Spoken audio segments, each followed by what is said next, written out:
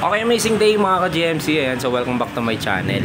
So meron naman tayong bagong i-update ngayon. Ayan, Lucky 7 RS1 600. Latest na model na Lucky 7 road bike. Napanood nyo dati yung update ko doon sa Lucky 7 R500. So meron lumabas, bagong model niya, Lucky 7 R600 naman. So alamin natin yung specs, yung price niya ngayon sa market. At the same time, alamin natin kung sulit na nga ba siya doon sa presyo niya. Ayan. So pero bago lahat, please like and subscribe my YouTube channel, GMC Bikes Cavite, para updated kayo sa mga bagong parating, bagong stocks dito sa atin. And this shape, nagsiship nationwide din tayo kahit saan man sulok ng Pilipinas through TikTok, no? So for example, Luzon, Visayas kayo, pwede nyo check out yan, nasa description yung link na pwede nyo siyang ma-avail. Ayan, so umpisa na natin, bike check Lucky 7 R600 road bike.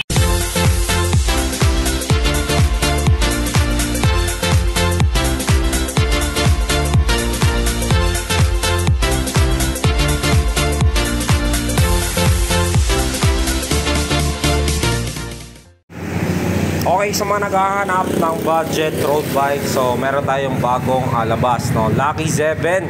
Ito yung road bike na nilabas ulit ng mga Lucky 7 tsaka Make, no? So isa ito sa mga budget nila. So ito, yung Lucky 7 natin is an alloy frame. Then dito nakalagay sa kanyang seat tube, no? Nakalagay yung 3D tube. Yan. So pero super light din siya. Ito ay alloy frame na. Yan, so quick release seat post. Yan, 27.2. Alloy na rin yung kanyang seat post, no? Stock pedal, yan ay bakal pa. Ayan, dumikit. Seat post, alloy. Saddle niya, yan yung saddle niya, para nakikita ko to dati sa mga Promax, Promax PR30, PR40, yung ganitong klase ng design. Yan, nakikita ko yan dyan. So, frame is an alloy. Then, ito, size 48 yung kanyang seat tube. Yan, sa top tube niya, 52. Yan, dito yung design niya, black with red color combination. Nandito sa top tube, ayan, may gandang design, no?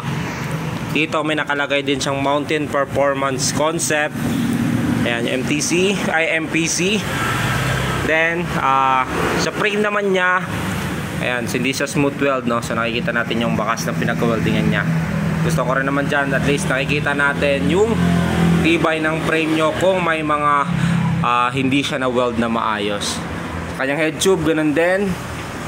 Ayan, dito sa kanyang down tube, dito nakalagay yung Lucky 7 niya. Ayan, na mismong brand niya. Syempre meron niya nakalagay dito na battle gauge. Halos lahat naman ng mga mountain bike, road bike natin dito nakalagay yan. Minsan may meron dito pero lagi meron dito.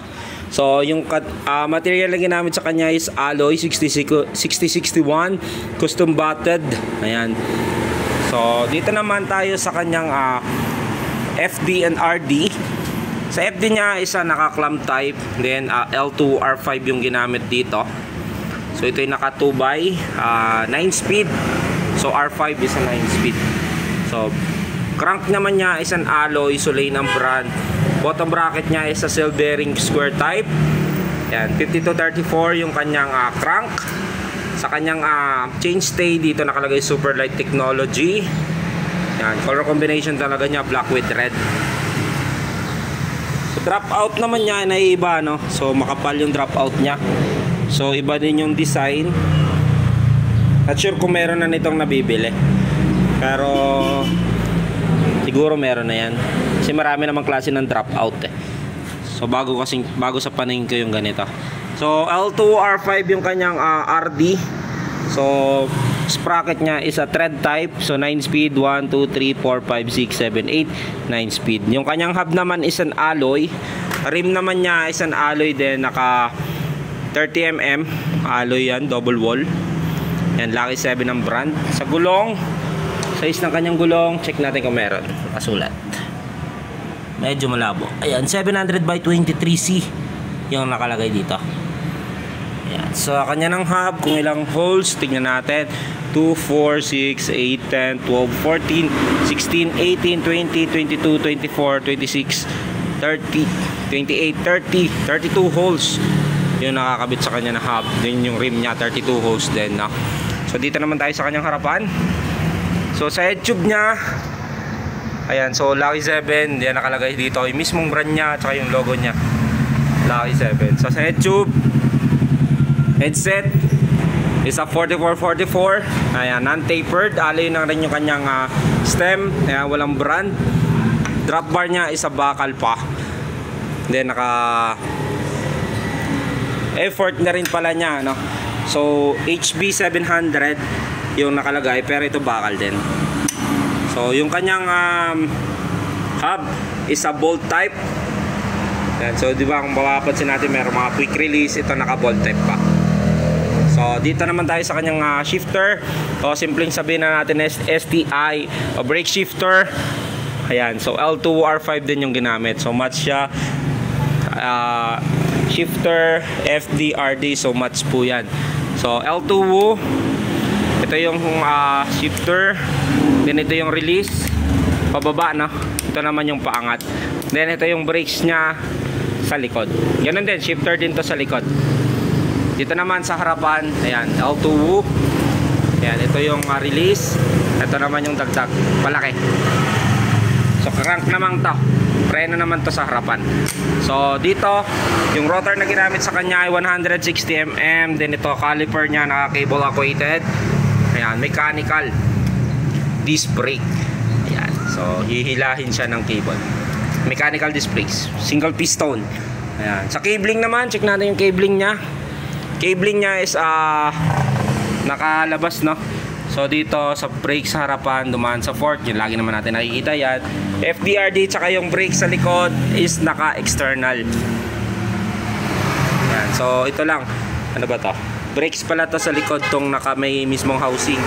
Pero yung shifter nya, cable FDRD, eh naka-external din. So dito dumaan sa kanyang down tube. Yan, sa ilalim, no? So yan, yung Lucky 7 natin road bike. Isang alloy frame, and seat post, stem, rim, hub, kanyang crank arm. Then ito ay naka 2x9 speed L2R5 na shifter. Ayan, so FDRD pala. Ganun din, syempre shifter. So ito, price nito is 9,200 with 5 freebies. Available din po yan. Ship nationwide tayo kahit saan sulok ng Pilipinas. TikTok available po yan. Then, the description mo yung makikita yung link, no, sa mga gusto mag-order. Okay, thank you and God bless. So, comment down below kung nagustuhan nyo yung bagong labas na road bike ni Lucky 7.